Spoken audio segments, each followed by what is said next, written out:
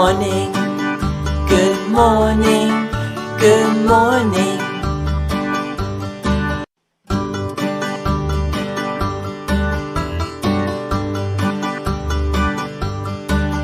Good morning, good morning, good morning. Good morning, good morning, good morning. Good morning, good morning, good morning. Good morning, good morning, good morning. Clap your hands, clap, clap, clap. Stomp your feet, stomp, stomp, stomp. Spin around, spin, spin, spin. Alright. Good morning, good morning, good morning. Good morning, good morning, good morning. Good morning, good morning, good morning. Good morning, good morning, good morning. Wash your hands, wash, wash, wash.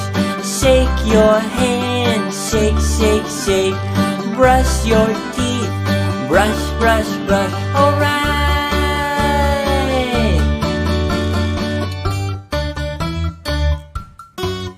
Good morning.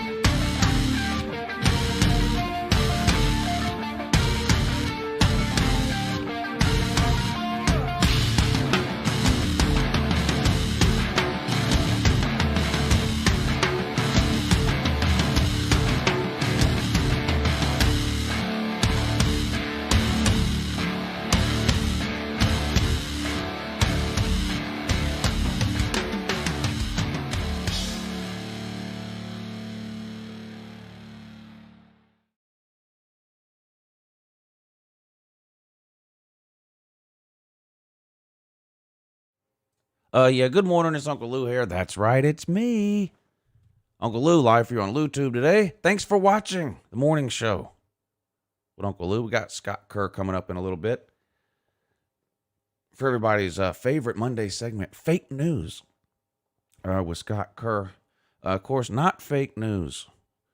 Team USA men's basketball. What are you doing? Lost a practice game to Nigeria last week. Then they go out and get humiliated by something called France. Not sure what they're doing there. Oh, well. Oh, well. What are you going to do? First Olympic loss since 2004? Is that right? My God. Pretty bad. Pretty bad. Basketball was one of the only things America had left. What else? Well, we still have war. We're still the best at war. But other than that, I don't know what we're the best at anymore. Football, but they're not going to make that an Olympic sport.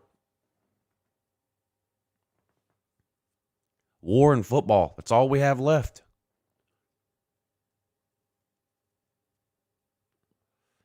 That's all we have left.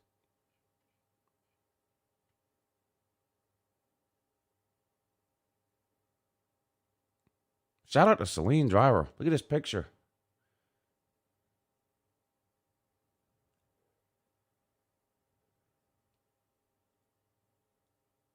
Daughter done went and graduated from one of these liberal brainwash institutions known as college. Shout out to Celine and his daughter. Got a master's degree. A master's degree. That's something serious. We do this every Monday, Tuesday, Thursday, and Friday at 8 a.m. right here on LouTube.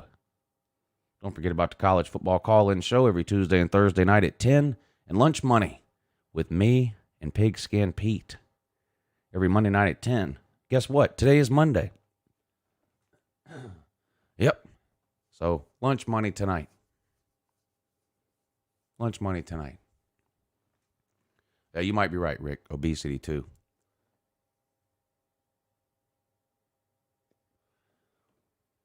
You might be right.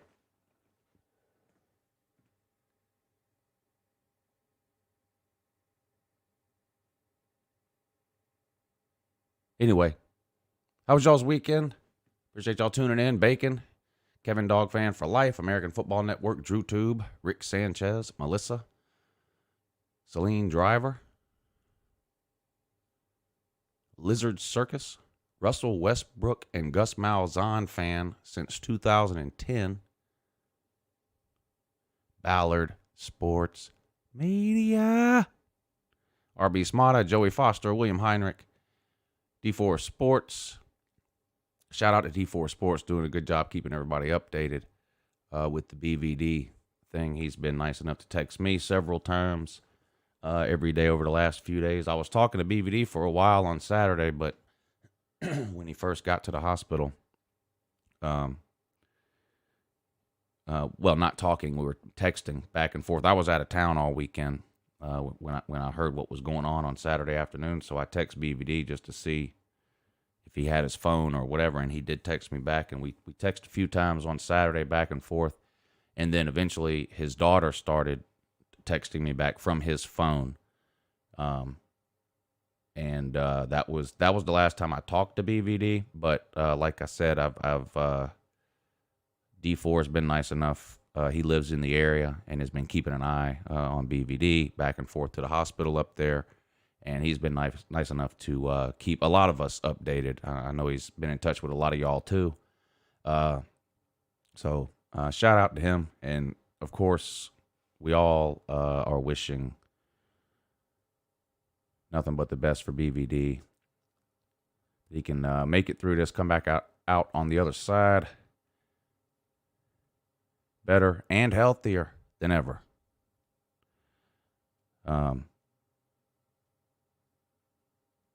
Don't want to give out too many specific details here, but I think it's pretty common knowledge at this point that he had some kind of a stroke. and also an infection. My understanding is he had one surgery, I guess Saturday evening or night, and has another one coming up soon. They're waiting on, I guess, some of his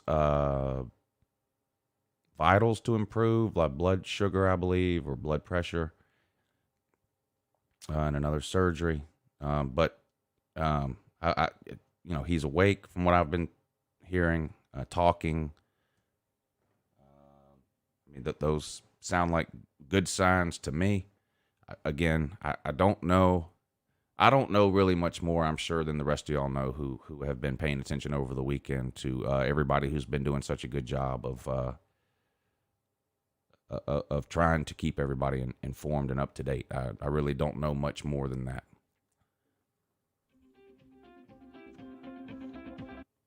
Yeah, good morning, though. Hey, good morning, Lou. Yeah, good morning, though.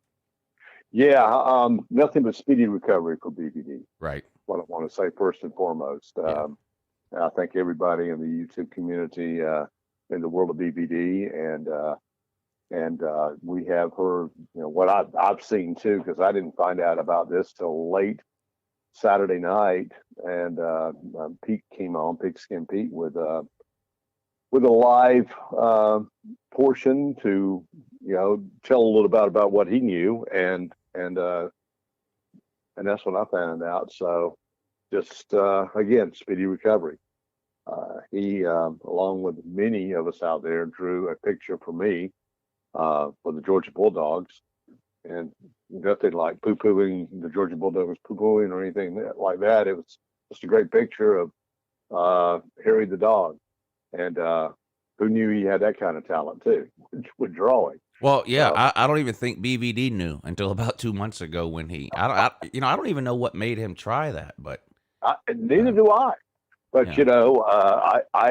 He was pretty darn good at it. Yeah. So, but yeah, I've only known him in the YouTube community since I met you, and he's nothing been straight up nice to me and great and et cetera, et cetera. So, in the world of him. I think all you guys, the guys out there, in the YouTube community are just really good people. But BBD, is at the top of the list there. So nobody wants to see anybody hurt or anything like that. And when something like this happens, I think it affects everybody. So all the best. That's all I can say. Yeah. And yeah. Anyway, how are you? Everything good? Good. Yeah. Good. Yeah. Had a good weekend. Went out of town, Charlotte for the weekend. Nice. Oh, did you go see Dave Matthews? I did. And how was that? It was unlike anything I've ever been to before. I had no idea really. I guess I didn't know what I was getting into with a Dave Matthews concert, but the concert was at 7:30. I got there about 6:30, and I was the last one there. Apparently, it looked like a college football campus on a Saturday in the fall. Wow! It was. I mean, people must have been there since 7, 8, 9 in the morning, and they just hang out on the parking lot all day. I mean, tents, grills, music everywhere. I'd never seen anything like it. And never mind the show. I mean, and the show was amazing. And let me say something about this place where they had this thing at, this PNC Pavilion or whatever. I don't know how many of you watching have ever been there. That's an amazing place to see a show, and they've got it all figured out. There wasn't a line that you had to stand in for more than 5 seconds, except for the merchandise line, and Dave's probably got his own people that run that. But all the concession stuff, the bath. I mean, there's like twice as many concession stands and bathrooms as you need, and that's not usually the case. It's usually half as many as you need at a place like that. But right. everything there, from the way everything is set up to the way they run things. I mean, it's a first class place, and the show was absolutely amazing. I mean, I feel like I've been waiting to see Dave for 30 years, and sometimes you build something up in your head so much for such a long period of time that no matter what, it can't live up to it. Mm-hmm. That wasn't the case here. It was. I still. I mean, Tool is still my favorite band. Tool is still the best live show or concert I've ever been to, but you really can't even compare a Dave show to a Tool show. It's just they're not remotely the same at all. It's just two totally different experiences. But I mean, they were great. I have a lady friend They played 23 songs. Jeez. And you know how long their songs are. So I mean, the concert it was every bit of 3 hours. Mm-hmm. And it was unbelievable. It was great. Anybody that's a Dave fan, if you haven't been for whatever reason, and you get a chance to go, you should go. And everybody there was you'd meet people in line or whatever, or people you were sitting next to or whatever. Everybody was friendly and nice and in a good mood. I met this one girl. This was her 66th Dave Matthews concert. Wow.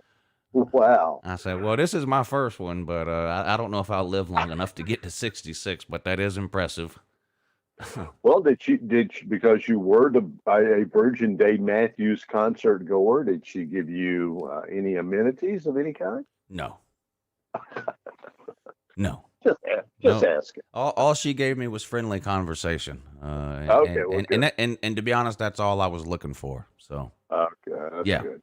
Yeah, I have a lady friend of mine who she is a huge Dave Matthews fan, and I think she saw Dave in Raleigh. I think that was the day before the Charlotte show, and she had pictures up of seeing Dave, and she goes, every time or anytime he's nearby, she's going to go to a Dave Matthews show, and so she's as much of a fan as you are. Well, that's great. That's terrific. There's very few people I would like to just go see and go and deal with in the concert genre of things. I'll tell you now. So here I am. I'm a senior citizen, so to speak. But you know what I'm into? I'm into this deep house, down tempo type music. Chill music, as they call it. Yeah. It's not beautiful music of my age, kind of, sort of. And there is an artist, a track artist, and her name is Nora Impure. She is from South Africa, but she lives in Switzerland. She's going to be playing at a club in Atlanta, July 30th. And I have been so tempted to just, buy a ticket and go see it, but I just think I'd be totally out of place in a bar, getting bottle service and, buying a table by myself. I mean, I can't find anybody in my age demographic that would want to go. Yeah. So I'm probably going to skip it, but I would like to see her. I mean, she's phenomenal. But there's very few shows. I mean, Van Morrison came around again, which I doubt he will. I don't think he's on tour anymore. I'd go see him, but there's not too many shows that I would, I guess, go through the aggravation of going to the show, finding the parking. You know how it is. I mean, you just went through it. So you said you got there at 6:30, and you felt like you were the last person there. So I'm not lying, Scott. It was like walking through a college campus on a Saturday in the fall. That was the atmosphere and the mood, and it just the canopy tents everywhere, the little bitty grills everywhere, people sitting around in chairs listening to music through their Bluetooth speaker. I mean, just thousands and thousands and thousands of people. And this isn't even inside the thing. This is outside.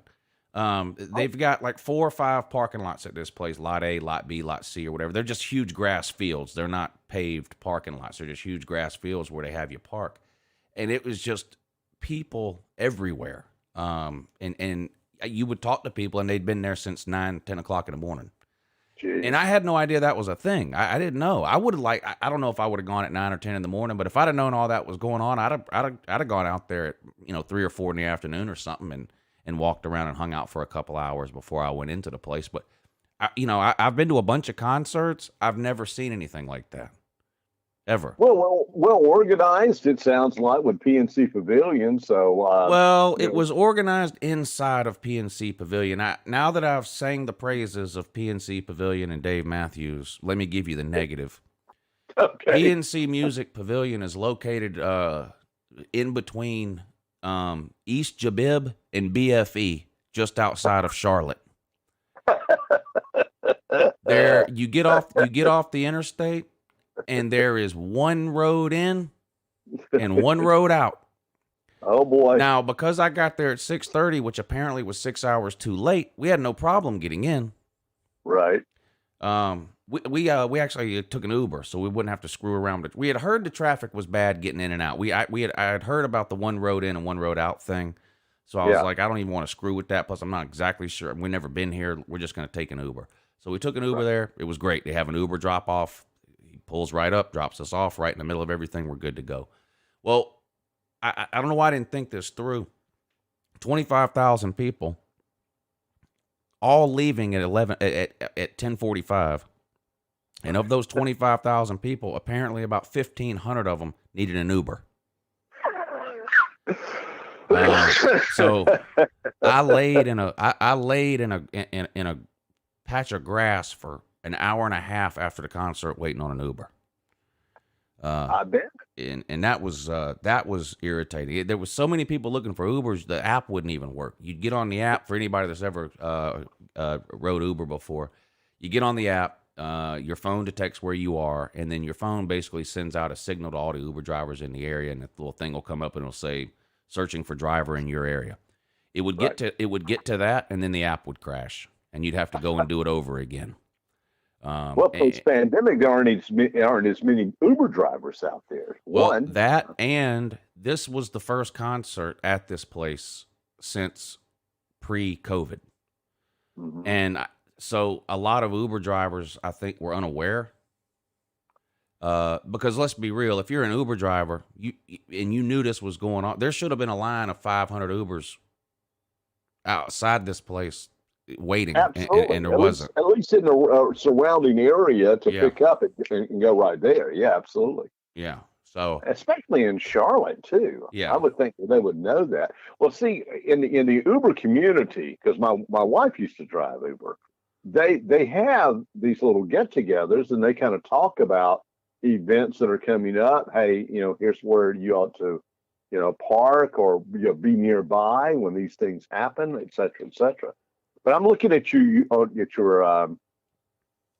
screen, and they even give you the actual set list, even the encore. Wow. Yeah, well, this is a website this is all they do. It's a setlist.fm, and I don't know if this is like a fan updated site or what, but you can go here and they update this thing pretty regularly. So this was the songs they played. Seek Up is my favorite. Dave Matthews must have 200 songs, and for example, the night before in Raleigh, if you look at the set list from Raleigh, you won't see any of these songs on there. None of them. So, some bands, when they tour, they have like maybe 15 songs, and every night they play 12 of those 15 and maybe rotate 2 or 3 different ones in and out. Right. This is 23 songs here, and if you look up the set list from Raleigh, not a single one of these songs is on there. So totally, he played 46 different songs in 2 different days, but yeah, these are ones we got. And Seek Up is my favorite song. I could say, and he played that one first, so that was it didn't matter what happened after that. It was a success from the first song. Well, see, he didn't play his big hit here in this set too, which is Crash. I mean, that was his big mainstream hit. That's probably his most commercial. Probably so. Yeah, probably so.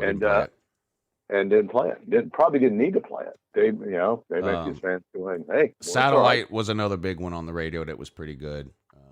So much to say, too much. Those came on the radio. Tripping Billies is a lot of people's favorite Dave song. That was the last song he played before the encore. And then Don't Drink the Water was the I'll be honest, I had never heard of these two songs here, 21 and 23, but Don't Drink the Water was another good one too. But so it was great. Yeah, we had a great time. It was amazing. And shout out to the city of Charlotte. I think I said this before I went up there. I've been to Charlotte a bunch of times, usually for work-related things. Back when I was in the cell phone business, there was a regional office up there, and we'd have to go up there a lot for trainings or meetings or awards dinners and stuff like that. And it always amazed me how clean the city of Charlotte was when you walk around the downtown area, which they call uptown. But it's what you would consider the downtown. That's where all the high rises are. That's where everything is. Why they call it uptown, I don't know. But anyway, I was glad to see that has not changed. You walk around downtown Charlotte, it's the cleanest big city you will ever walk around. You don't see you do see a few cigarette butts on the sidewalk, but that's all you see. You don't see the first bit of trash. The buildings are all well maintained. There's several blocks in downtown where they've decided not to develop, and they've just turned it into like green areas, big parks and stuff like that, and they're all perfectly maintained. So shout out to the city of Charlotte, still the cleanest big city Uncle Lou has ever been to. And guess what I ate for dinner Friday night? Seafood? I don't know. The Brazilian steakhouse. Oh, you know about these things? No, but tell me more. Tell me more. Okay. You walk in, you sit down. They have a salad bar, and they tell you, okay, this is the salad bar. You can go as many times as you want. Then they give you a plastic card. It's green on one side and red on the other. And they say, when you're done with your salad, take this card. If you put it green side up, that means you're ready for meat, and the people will come around with the meat. When you want them to leave you alone, turn the card red side up, and they won't bother you. And I was like, okay. So we went and got the salad bar. We come and sit back down, eat the salad, turn the thing over to green. All of a sudden, there's 8 or 9 servers walking around, and they all are carrying basically a sword with a giant hunk of meat on it. And they walk up to your table, and they tell you what it is, and do you want some? And if you say yes, they take a knife, they lop off a chunk of the meat off the sword onto your plate, and they walk away. And then the next guy comes up. And I mean, filet mignon, New York strip, sirloin, 2 or 3 different kinds, a chicken cooked 2 or 3 different kinds of ways, pork chops, shrimp, and it's just nonstop. They just keep coming and coming and coming and coming and coming. Is for as long as you want. And when your plate gets filled up or you want a break, you just turn that card over to red and they leave you alone. And Wow. And let's say Great system. if they come around with some chicken but you want filet mignon, you just tell the guy, no, I want some more of the filet mignon. He goes and gets the filet mignon guy, and the filet mignon guy comes over with a sword with a big hunk of filet mignon on it, and he tells you, he's like, this is filet mignon, this one is cooked medium rare. And if you say, no, I want medium well, then they go get another guy. He comes out with a filet mignon medium well. So it's not just the meat. They bring it out cooked however you want too. It was unbelievable. It's not cheap, and it's not something I would do every day. But for anybody that's never done the Brazilian steakhouse thing, it is an experience. I'm going to Chicago in a couple of weeks. Maybe I'll go to a Brazilian steakhouse. I'm sure there's one up in Chicago. Oh, I'm sure there is. I know there's one in Atlanta, but I've never been. There's a couple in my son. I was talking to my son about it. He's been to one in New York City. So yeah, I think they're pretty much any big city, I guess, would probably have one. Any of y'all in the comments ever been to one? They're unbelievable. Yeah. Friends are telling me go to the Pink Pig restaurant. I believe it's what it's called in Chicago. I don't know what that is. Haven't checked it out yet, but I'm actually, I'm up there with one of our talents, and he's a vegetarian, well, vegan. He will eat fish, so we just said, well, let's just go do sushi then, and so we're going to try to find a sushi restaurant to go to as well. Yeah. Yeah. Friction Vixen asked if it was Fogo de Chao. No, and I have heard of that one. I think that's the one my son goes to when he's been in New York. But this one was called something like a stampa gaucha. I don't know. I don't speak Brazilian. But yeah, it was really, really good. And it's $50, you know. So, I mean, it's not cheap, but it's one of those things where I think you're kind of paying for the experience a little bit too. You know, it's like when you go to the Japanese place, part of what you're paying for is the show. Sure. This is kind of the same type of thing. It's just an unusual. Oh, and they bring sides out too. They'll bring like 3 bowls out and put them in the middle of your plate. And I think the sides were it was mashed potatoes, fried plantains, and I don't remember what the third one was. Wow. So you get your salad, 3 sides, and all you can eat meat. And I mean, they had like bacon wrapped chicken. And this was good meat too. This wasn't like a steak from Longhorn Steakhouse. I mean, this was good meat, all of it. I mean, you could have eaten it without teeth, most of it. I mean, it was really, really good. Actually, $50 sounds reasonable. Yeah, it's for not what you bad. got. It's really not bad for what you get. And even the salad bar is not just a salad bar. They have a whole meat and cheese section up there. Where they had like prosciutto and a bunch of different cheeses you could get to go with it. All the different types of like macaroni salad and all that kind of stuff, in addition to just the regular type salad stuff that you would see on a salad bar. It was really, really good. Yeah. Wow. I'll have to check one out. I'm not sure. See, I never know in the Charleston surrounding area, because this is a foodie town by all means. Yeah. There might be a Brazilian steakhouse around here. I have no idea. Anybody that talks steak, I mean, Hall's Chop House is the first in the line that everyone talks about around here. I mean, Pigskin Pete will tell you about that place, since they built one in Somerville. Well, listen, I'll get to the fake news, because I know you probably got plenty to do this morning. Let's do it. All right. It's time for Lou 2 Fake News, and here's the news fit to be only on the Uncle Lou channel. A fake news alert. Oklahoma and Texas are both considered joining the SEC conference. Real news sources are saying that this could come to fruition in possibly 2 weeks. Meanwhile, Big 12 is scrambling and even thinking of changing their name to the Tiny 12 or the Hung Like a Pimple Conference. This fake news team is dedicated to doing various illegal drugs and drink Red Bull to stay up and offer you the latest news next Monday. Well, we've been guessing this might be true, but Lou 2 Fake News has now discovered that Coach Dan Mullen of the Florida Gators is on the spectrum.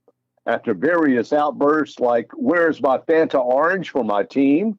and the staffers reminding him this is Gatorade country, and during recent practices, Dan was playing on his phone the entire time and yelling "Uno."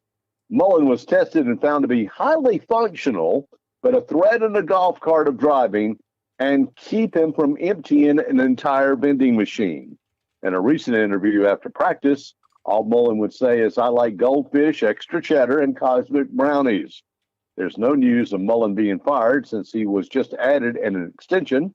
We'll just see how this plays out, said an anonymous University of Florida board's director. "I believe the dumbass will implode." And after hearing the news, Megan Mullen is now taking a part-time job at Little Bo Peep's adult bookstore and glory hole in Gainesville. And no, she's not working the register. She told reporters, "I must do something to help with medical bills," yet the Mullens make multiple millions of dollars and have free insurance through the college. Megan is working Wednesday and Thursday nights if you'd like to unburden a load and help the Mullen cause. SEC Media Days was this past week, and once again, Coach Nick Saban and Paul Feinbaum not only got into a heated argument, but a fight broke out in which Feinbaum pulled a knife on Saban and cut the front part of his seersucker suit, but no flesh. Feinbaum started the conversation by asking, why won't Saban hire former alum Forrest Gump as an assistant? In which Saban said, "Feinbaum, I've had enough of your shit," and the fight began. No one was seriously injured. Feinbaum stated that it's not over, that he knows where Saban lives, and he plans to defecate in his yard every night, especially in the area where he picks up his newspaper every morning. Saban said, "If I catch that sumbitch in my yard, he's going to be picking birdshot out of his ass. More details on this story as it progresses. And Florida sports betting may come to a reality with over $62 million of PAC money pouring into legalized betting in Florida. The issue is the agreement between the state and the Seminole Nation that sports betting would only take place there. We're hedging our bets that this will most likely happen since the University of Florida just ordered a warehouse full of McDonald's paper bags. When Dan Mullen found out, he kept asking, "Where the hell is my Big Mac?" Staff member hurried out and bought the coach a Happy Meal. And Lutu Fake News is being brought to you by Jimmy G's Nutsack Shaving Shack. Hey, men, looking like a jungle safari could travel through your nether regions and get lost? Your testicles haven't seen the light of day since the 80s. Then come to Jimmy G's Nutsack Shaving Shack.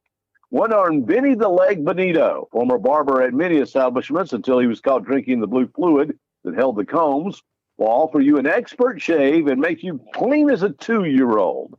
Bring a friend and get your shave at half price at Jimmy G's Nutsack Shaving Shack off Pauly Walnuts Highway in the How You Doing Shopping Center, Cherry Hill, New Jersey. And Hell's Angels Bar in Goose Creek. Good news. Gassy Charlie is not going to have to go through surgery.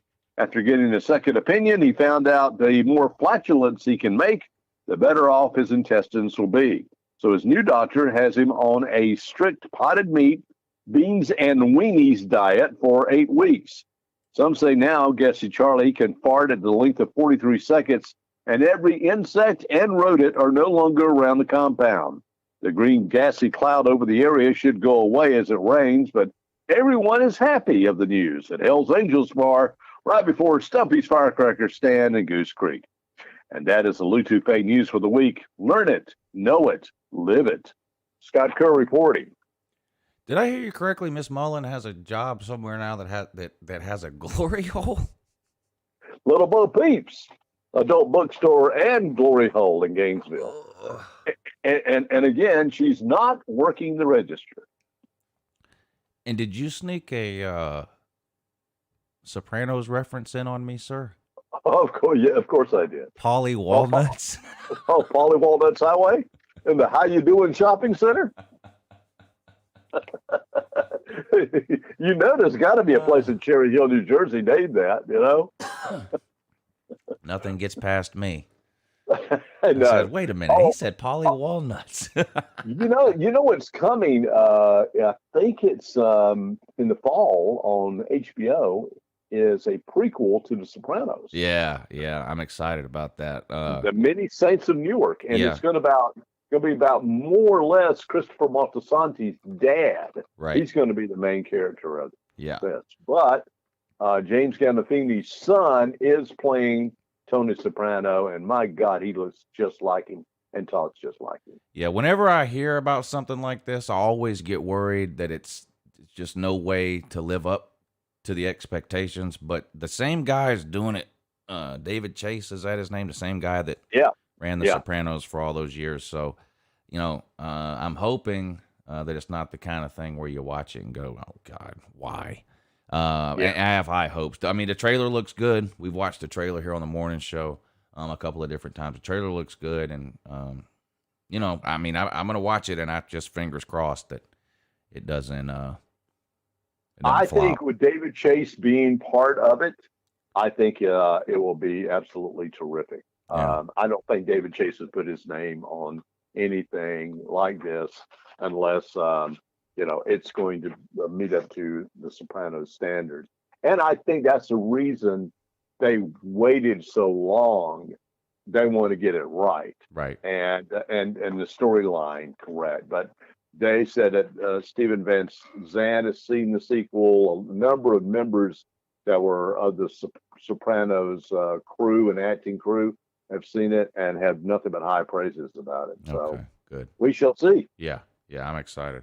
Scott, thank you, sir. Yes, sir. As usual, absolutely. we really appreciate you taking the time to do this. I know it takes you 10 minutes to read it, but it takes you a lot longer than that to work on it and write it every week. So I once again, shout out to you, sir. I really appreciate you taking the time every week to do this. Yeah, man. Well, I kind of love it, so it's all good. Okay. Hey, speedy recovery to BBD, and all the best. And hey, you've just about made it through the off season. That's hard. Now we're close. You'll have actual game material to use here coming up in about 4 weeks. Well, I got to say something. Lastly, you were right on about the Dan Mullen press conference versus the Kirby Smart press conference during SEC days. Yes. So, Kirby Smart, matter of fact, with all the answers. Dan Mullen, just clown. Yeah. Just big old clown. Clown. Well, we're hoping for the best. We're hoping for the best. We're hoping for the best. That's all he can say. We're hoping for the best. Right. Well, we're hoping for the best.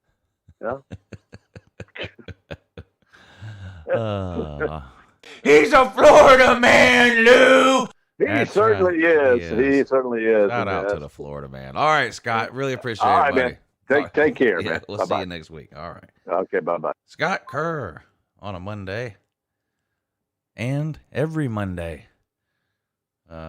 Celine loves it when we talk about Dan Mullen. He just absolutely loves it.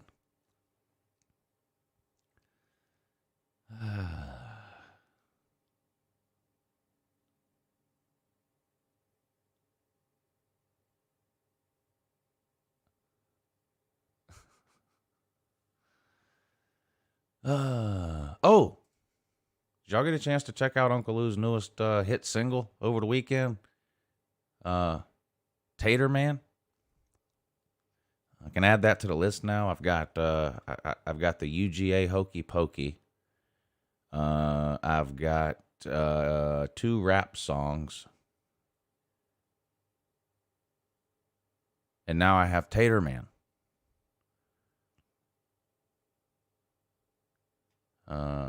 I didn't expect TATER Man to take off like it did.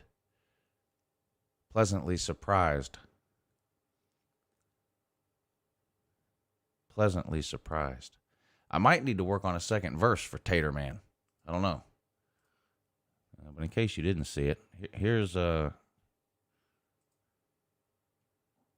Lou's debut performance of the new #1 hit single, TATER Man. TATER Man, does whatever the tater can. Runs down the hill, rubs his rock. The ukulele can suck my... Watch out, here comes the TATER Man. Good morning, and that is Uncle Lou here. Yeah, great new hit single. And then unfortunately, had some people that had some rude people at the end of the video that wouldn't give me the peace and quiet that I needed. And I had to straighten them out at the end, which was unfortunate. Of course, it makes perfect sense for the TATER Man to think that in his third start, he's going to somehow beat a top 5 Georgia team. The Clemson fans just get dumber by the day, but just read through the comments of that Dabo Swinney video I made the other day. I mean, like I said, the video wasn't even that bad. It was just, here's what Dabo Swinney said, and here's why it's completely ridiculous. Which it was ridiculous. Hey, how you doing? Yeah, good morning. Good. It was pointless. It was completely pointless. Keep it down if we can. Trying to work here. I'm doing Lou too. Clemson. Auburn with a lake. Have a good morning. Yeah, new hit single, TATER Man. Huge success there. Huge success with my newest #1 single.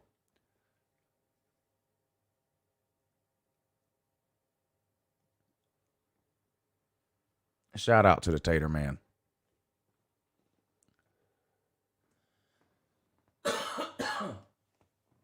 Shout out to the TATER Man. After that video, I was walking back through downtown and stopped at this little sandwich shop or something. What was the name? It had a funny name too. Oh, it was called Potbelly. Yeah. It was basically a Subway, but I mean, it wasn't. It was a sub shop, basically a sandwich shop. And stopped there to eat. And lucky me, there was one of these street preachers there complete with a microphone and a PA system, yelling at people all day long. People that were minding their own business on a Saturday afternoon, trying to take a peaceful stroll through downtown Charlotte. But no, this guy has to come out there with the microphone and the speaker and yell at everybody. You've seen these people outside of football games.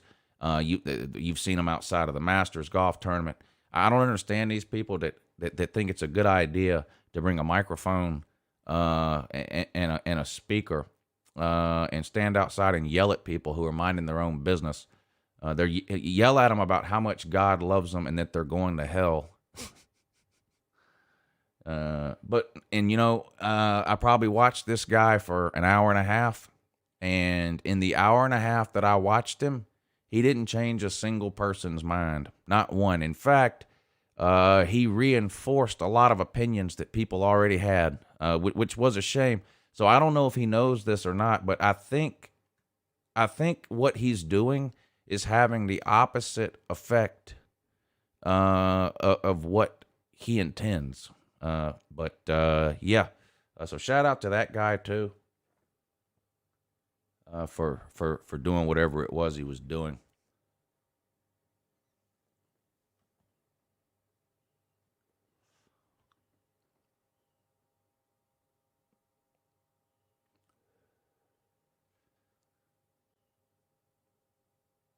He was good people, I'm sure.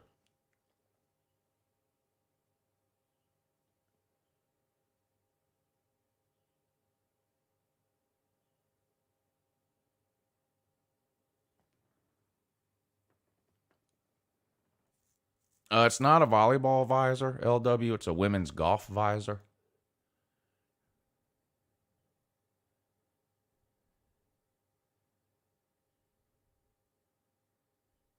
Vixen, I definitely should have said I'm doing LouTube, bitch.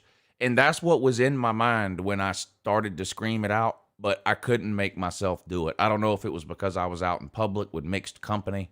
I don't know, but I'll just admit, at the last second, I didn't have the balls to yell out bitch at the end. But that's what popped into my head when I turned around and said I'm doing LouTube. I fully intended to say I'm doing LouTube, bitch. And at the last second, I just, I tightened up and I couldn't do it, which was disappointing. Very disappointing. So, but don't let that distract you from the fact that TATER Man, is the hottest single in America right now. TATER Man is absolutely unbelievable. Been a big hit amongst the Clemson fans, too. You should see some of the comments. I don't know. Maybe. Now, we haven't played Clemson. When was the last time Georgia played Clemson? 2014, I think. So, I've never really had a reason to get the TATER Man riled up. Are the Clemson fans on YouTube not used to people trash talking them? Because some of the comments from the TATER type people are very alarming to me. And it appears as though a lot of them have never seen trash talk before.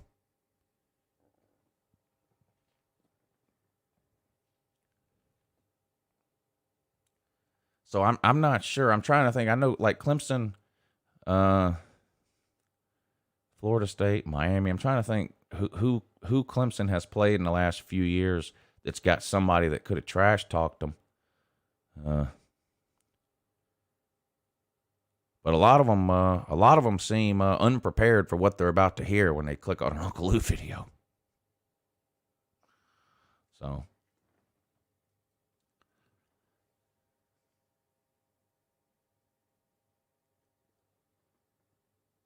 Going back to sleep. Who the hell goes back to sleep at 9 in the morning?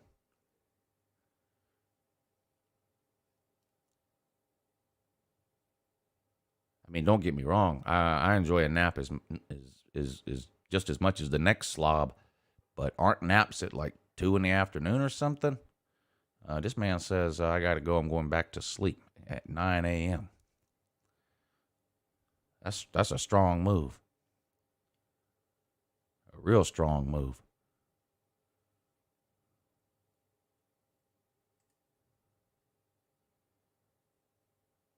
Twisted Chicken, you could be onto something there. You could be onto something. I keep forgetting they're on a 1-game losing streak. Not as bad as Florida, who's sitting on a 3-game losing streak right now, but still. Oh, yeah, I know people work the graveyard shift, Michael. It's just that you don't have a job outside of umpiring baseball games, and I don't think they play baseball games for the graveyard shift. Well, unless you got a job in the last couple of days, because what was it? Wasn't it Friday when you were on there? Wasn't it Friday when you were on Rogers' stream or something saying you had applied for 39 jobs, but they all told you were overqualified?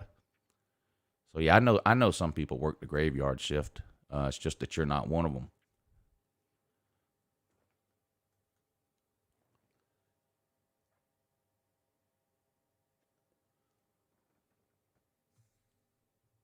JC says nobody in the ACC has been good enough to trash talk Clemson. I see what you're saying, but I don't buy into that philosophy. Hell, I trash talk Alabama, and we can't beat them to save our life, and it doesn't stop me. Maybe it should. Maybe it should stop me, but it doesn't. Maybe I'm just a glutton for punishment who hates learning lessons or enjoys learning lessons the hard way. I don't know.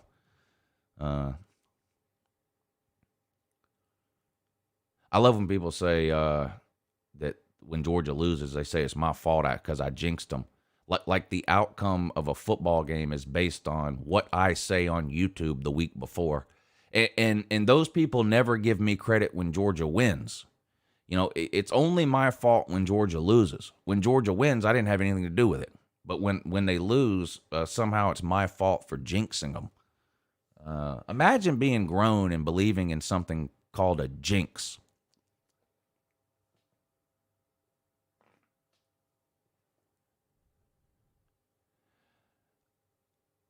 No, not that I've heard, Brian. And I don't. I'm gonna be honest. I don't want that.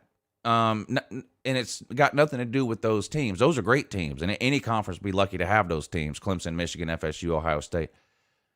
But do we really want one conference and that's it? Because that's what you're talking about when you start. I mean, look who's in the SEC now. If you add those teams in, has anybody won a national title in the last 15 years that wouldn't be in the SEC if they added those teams in? If they add Clemson, Michigan, Florida State, and Ohio State, and Texas and Oklahoma, isn't that every national champion since 2005 when Southern Cal won it last time? I enjoy the conference system. Now, I'm fine with some expansion, going to 4 conferences instead of 5.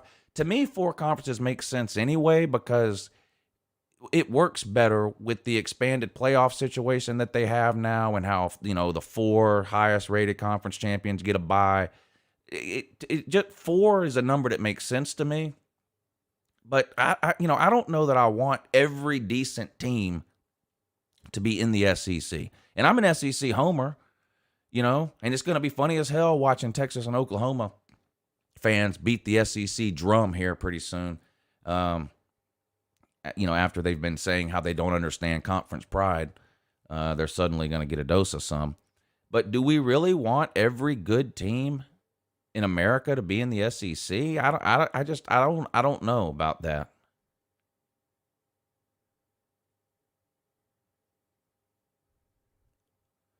Well, I'm all 3 of those. I love my team, I love the SEC, and I love college football, and I don't want that. I don't know about that. It just seems to me, let's just get 4 conferences of 16 teams. I mean, that's just what makes sense to me. And you got to force Notre Dame to get into one of these things or tell them they're not participating in the postseason. I mean, that's just what you have to do at this point. with Notre Dame. If you're the ACC you or in Notre Dame, you just have to come to some kind of agreement that Notre Dame is in football. They're already in the ACC and the other sports. I don't know. Adding those 4 teams to the SEC, SEC has 20 teams. First of all, 20 seems like a little too much. And I just, what's going to be left for the other conferences? It seems like if you do that, the best teams left in college football that wouldn't be in the SEC, who are we talking about? Penn State, Wisconsin, Oregon, Washington, and Southern Cal. Those would be really the only, I don't know. I'd rather see the ACC expand, the Big Ten expand, and the Pac-12 expand. That's what I would rather see. The ACC can get a couple of teams from the All-American Conference. The Big Ten can get a couple of leftover Big 12 teams. The Pac-12 can get Boise State and a couple of leftover Big 12 teams. And let's just go to 4 conferences. I think even if you go to 4 and 16, some conference has to be the best conference every year. And, it looks like right now that would be the SEC. But I don't know. You add these other 4 teams to the SEC. I don't know if that's such a good idea. I don't know if that's such a good idea.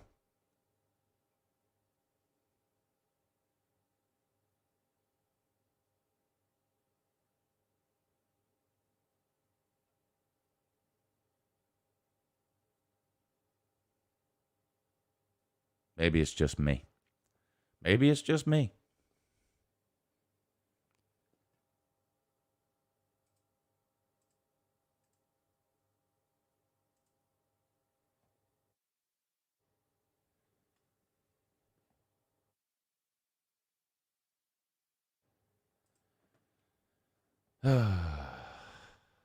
Gator Zone says, Lou, did you see my realignment video? No. Let's watch it.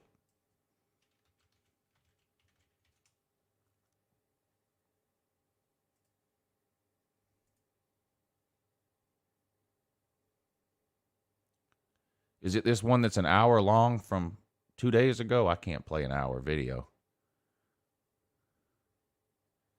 Is it the one called Texas and Oklahoma joining the SEC? I'll try to watch it sometime this afternoon, maybe, or skim through it. Jump to the schedule. Can you tell me where that is? Video's an hour long. How do I jump? How far? Hey, welcome, guys. Where do I go to jump to the schedule? Is this it? I don't know if anybody's going to be able to see that. And then 3 games. There are one rotational matchup team in each of the other divisions. So that's 3 potential teams in each division, and you just rotate through those 3. So at most, you're looking at 3 years, 3-4 years. Oh, this looks like this is similar to what the SEC Network put out about having the 4 pods. It looks like you've got different teams in the pods than the SEC Network did. The SEC Network did away with you have 3 games, 1 annual matchup versus a team in each of the other divisions. The SEC Network did not have that. The SEC Network was 4 pods like this, but the teams were arranged differently. For example, this South pod here, they had Alabama, Auburn, and Tennessee in the same pod. That way, you keep the traditional SEC rivalries alive. Alabama and Tennessee would play every year, and Alabama and Auburn would play every year because they're in the same pod. Same with this one here. They had Florida and Georgia in the same pod so that they can continue their rivalry. Mississippi State and Ole Miss in the same pod. But the way they had it is you play each team from your pod, and then you play 2 teams from each of the other pods. So you'd have 9 conference games, but you would have no permanent cross-division games, so that you play every team a minimum of once every 6 years. But what you have going here is a similar thing to what the SEC Network has been putting out over the last couple of days.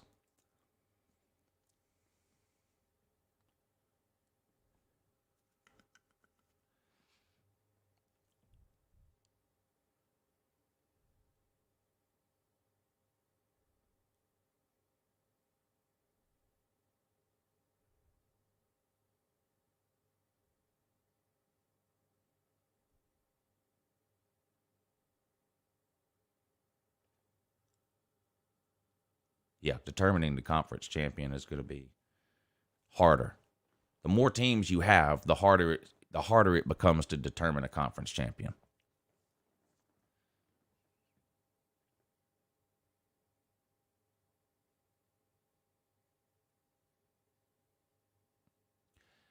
Yeah, Gators own. But the problem with the SEC scheduling now is that people don't like that you only play.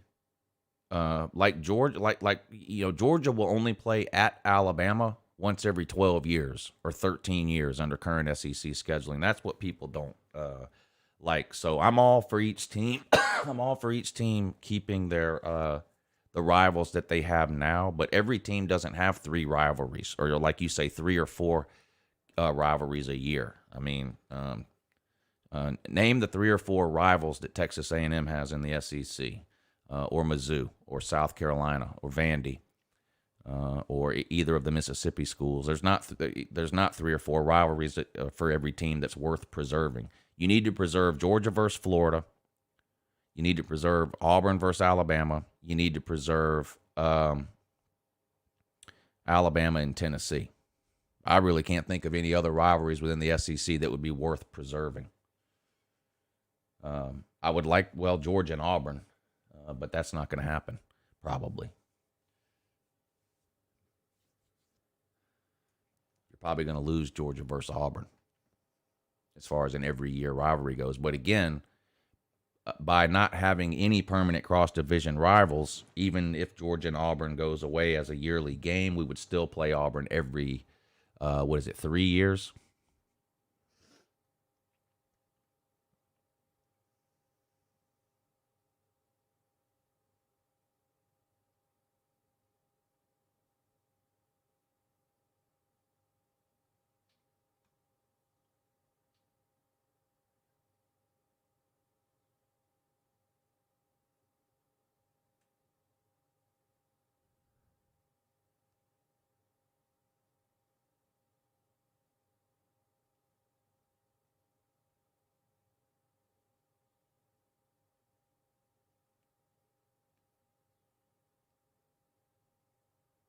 Yeah, I'll try to watch it, but I'm just telling you, they're not gonna if they go to 4 pods, they're not gonna have every team playing 3 to 4 cross-divisional games permanently every year. That's not going to happen. The point of going to the pods is to play every team more often, not to preserve Ole Miss versus Vandy.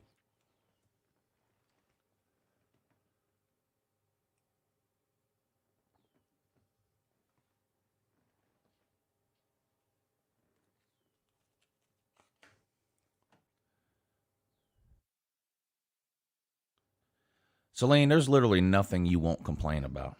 Nothing. You wake up in the morning thinking about what you can complain about today.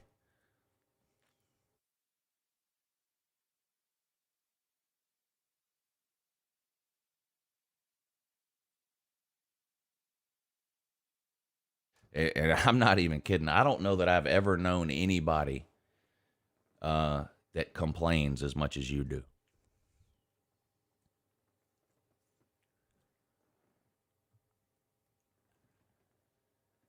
I definitely don't know any other male who complains as much as you do. If I thought long and hard, I could probably think of some females that I know that maybe complain that much, but you take the cake in the male category. It's not even close.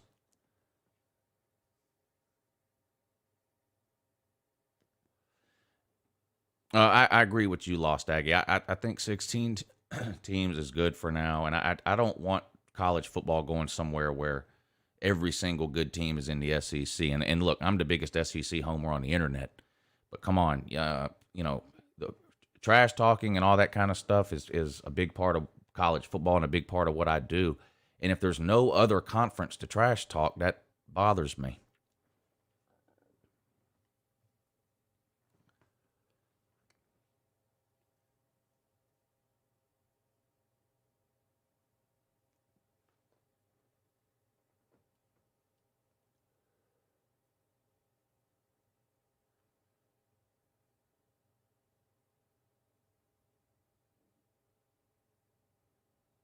What's up, weatherman? Good morning, sir.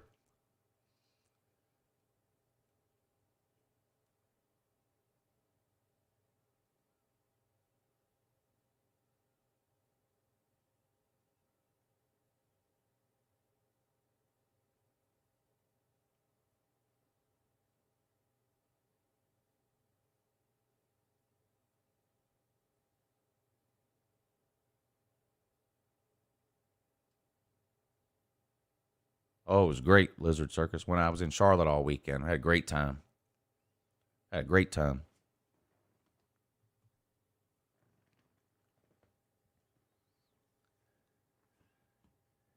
Anytime you get to spend 2 nights in an Embassy Suites, that's a good weekend for me. I could live in an Embassy Suites.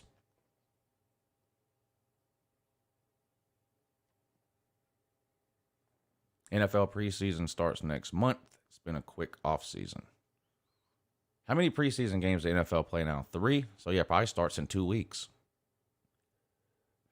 They got rid of one preseason game when they added a 17th regular season game, I believe. So NFL season starts the weekend of September 11th. 3 weeks of games before that. So yeah, you probably have NFL preseason starting in mid-August.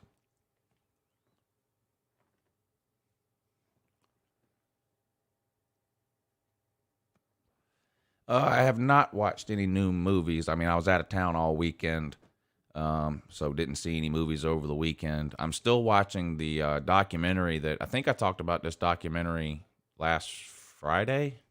I think it's about Ivan the Terrible. I'm still watching that. I tried to finish it yesterday, but too tired.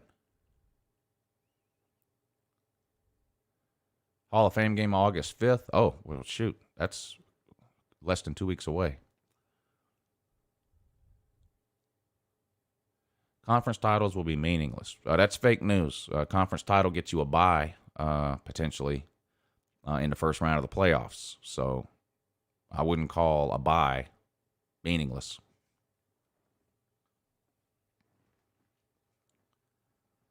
If there's 4 super conferences of 16 teams, and the top 4 ranked conference champions get a bye, then I would say conference championships matter a lot.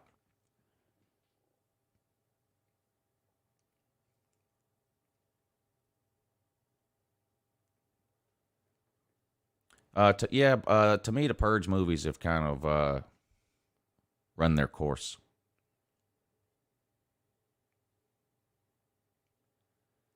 Oh, you live in a central time zone. Ugh. Yeah, that can't be good.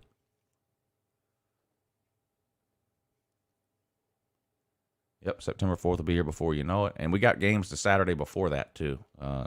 Not really any good game. There's a couple of Power 5 teams playing the Saturday before that. And then, of course, Tennessee plays on the Thursday, September 2nd. How to Become a Tyrant. Yes, I've seen that. As I've been scrolling through Netflix, I've seen that on there, that How to Become a Tyrant. Is it good? I guess it is. You're telling me to check it out. Yeah, maybe I'll check that out after I get done with the Ivan the Terrible thing. What's it? Ivan the Terrible, what's that thing called? Oh, The Devil Next Door. That's the name of that. The Devil Next Door.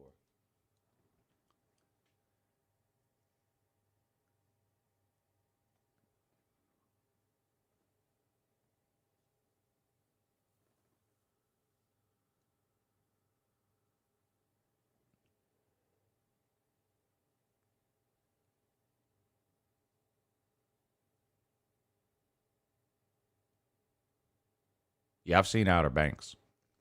The new season comes out next week, or the end of this week, I think, Friday or something. Yeah, I've seen the first season of Outer Banks. I'm waiting on season 2 to come out.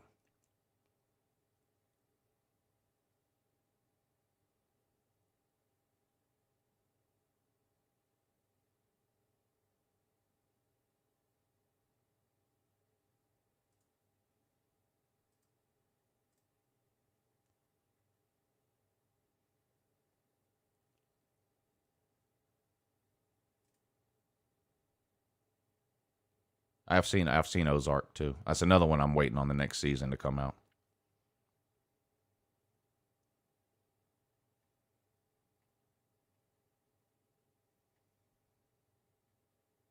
Yeah, I want to see Wrath of Man. That looked really good.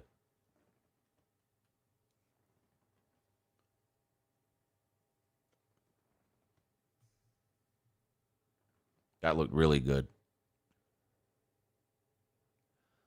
Celine, I've heard Yellowstone is really good. I haven't seen it. I think that it comes on something. What streaming service does Yellowstone come on? I don't think I have it. Whatever it is. Is it Paramount Network or something weird? I don't know. Oh, Hulu? Yeah, I don't think I have Hulu.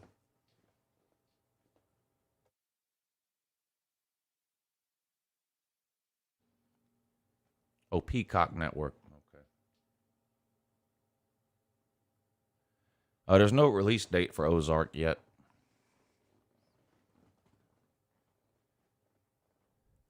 If you haven't seen women's water polo, it's a must watch. Really? I did watch some women's beach volleyball during some downtime at the hotel this weekend, and it was amazing, per usual. Those ladies are amazing athletes, those women beach volleyball type people.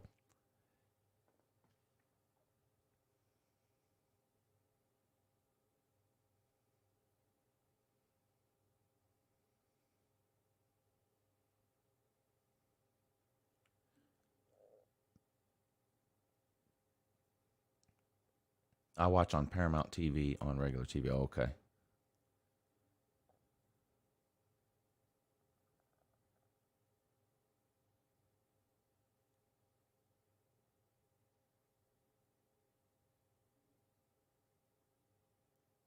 Kevin says women's beach volleyball's first Olympic event I watched. Yeah, I didn't do it on purpose, but it was about the first one I watched too. What did I watch? As far as the Olympics go this weekend, I watched some judo. Yeah, watched some judo. I watched some weightlifting. I watched some gymnastics. I watched some men's indoor volleyball, women's beach volleyball.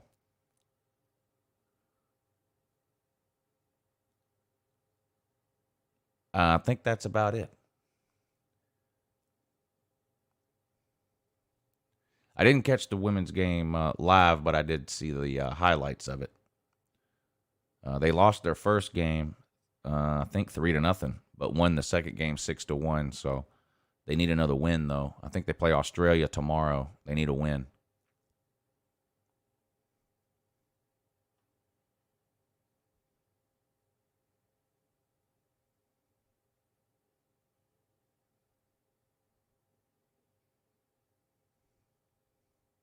Oh, yeah, watch some swimming, too. That's right. Had to watch some swimming, so I did watch some swimming. Yeah. Basically, I was flipping back and forth between NBC and I think USA Network, and they would have different things on, so I was flipping back and forth between those two channels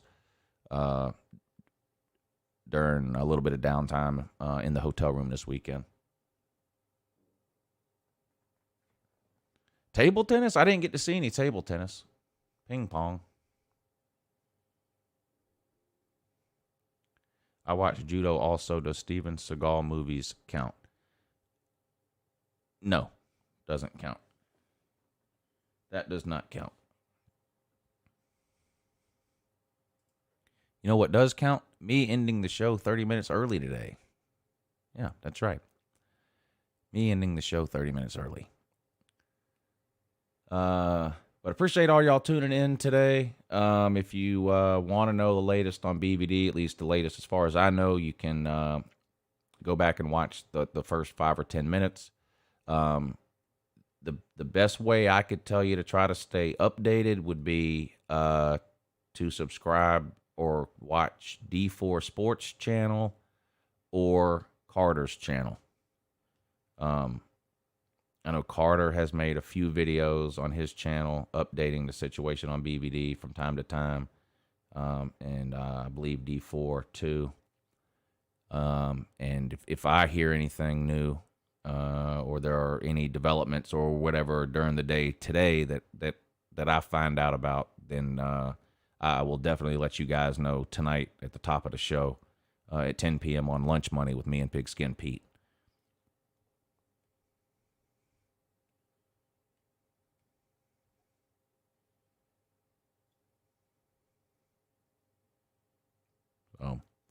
But anyway, I am going to get out of here a little early today. I appreciate all of you tuning in today. Shout out to those of you who stuck around all morning with us here. Rick Sanchez, Gator Hater, Joseph Sandberg, Kevin Dog Fan for Life, Lost Aggie, Melissa, Twisted Chicken, Celine Driver, Michael Vick, Slim Shady, Canes, everybody in the comment section, everybody watching this not in the comment section, Bacon, shout out to you. Appreciate all of you tuning in. I will be back tonight on the main channel, the Uncle Lou channel, at 10 p.m. For Lunch Money with Pigskin Pete. All right. I love you guys. Morning show will make a triumphant return tomorrow morning at 8 a.m. If you want to come on the show with me tomorrow, email me and let me know. I don't think we have anybody coming on tomorrow. So if one of you want to come on, hang out with me tomorrow morning for an hour or two here on the morning show, shoot me an email and let me know. All right. I love you guys. I'll see you again real soon. Have a good morning.